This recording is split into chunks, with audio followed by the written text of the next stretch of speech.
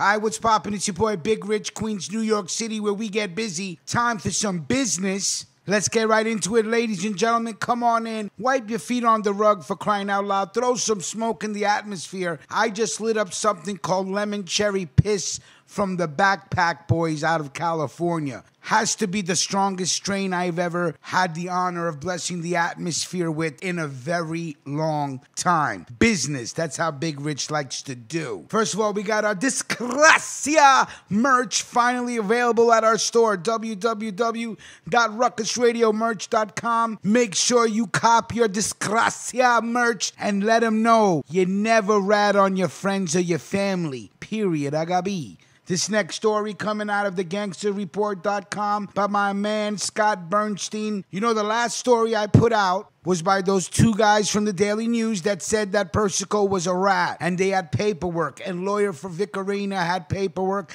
etc., etc. I emailed the lawyer. I emailed the two writers from the Daily News. No reply from nobody. They have not taken the story back. They have not published a new story saying that they were making a mistake. So I'm going to go with this one story right here. And I'm sorry, I still don't believe it, but I don't believe it. But what the problem is with me is, how come they're not retracting the statement, the article, the lawyer? Nothing. So let's get right to it. New York City mob boss Persico probably wasn't a rat after all. Ace reporter Capeci heads disputing of NY Daily News story. The dean of American mob writing himself, Jerry Capeci, is at the forefront of a movement to discredit the New York Daily News bombshell front page story last week, declaring deceased Colombo crime family Don Carmine the Snake Persico a confidential informant for the FBI. The original story cited an FBI document from 1971 in which Persico, among other prominent New York mafia figures, are listed in a column categorized as cooperators. Some claim reporters and editors at the New York Daily News are misinterpreting the document. Others say even if read correctly, the source for the intelligence included in the document is an unhinged, unreliable, and unrepentant mafia enforcer sociopath whose own cooperation with the government came under great legal and moral scrutiny. Persico led the Colombo crime family from the mid-1970s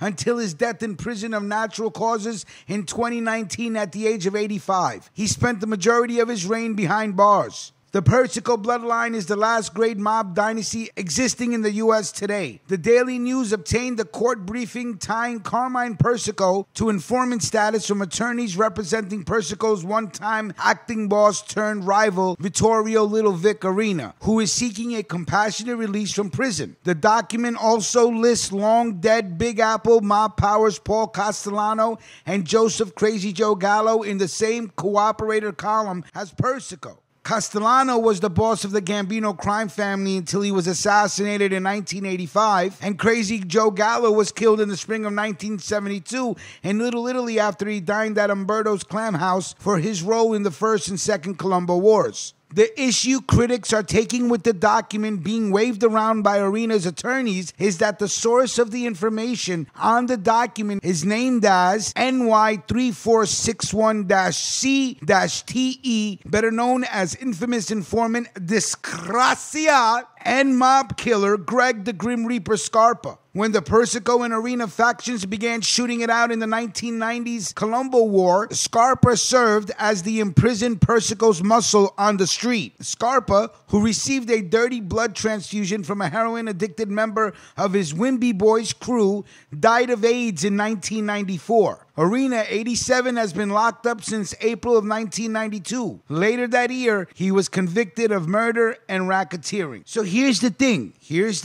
Even Jerry, and salute to him, with all his knowledge and all of everything that he knows, is saying the word probably. He's not even saying 100%. None of this sits right with me. So I'm still waiting. I'm going to email. You know what I'm going to do? I'm going to email the two writers again today and say, hey, man, how come you guys are not answering my email? That's what I'm going to say. What's going on here? Big Rich, Queens, New York City, where we get busy. Don't forget the new Disgracia merch available in the store. Limited edition. Never rat on your friends and your family. period. But again, crazy story, and I bet you there's more that's going to come out on this, and we'll cover it. Let me know what you're smoking on. Let me know what city you're smoking in. Like, comment, and share. We're almost at 12,000. And then before you know, we'll be at 15. Salute to everybody that's buying merch and supporting from the store. We thank you. And, of course, thank you for supporting this platform. Salute.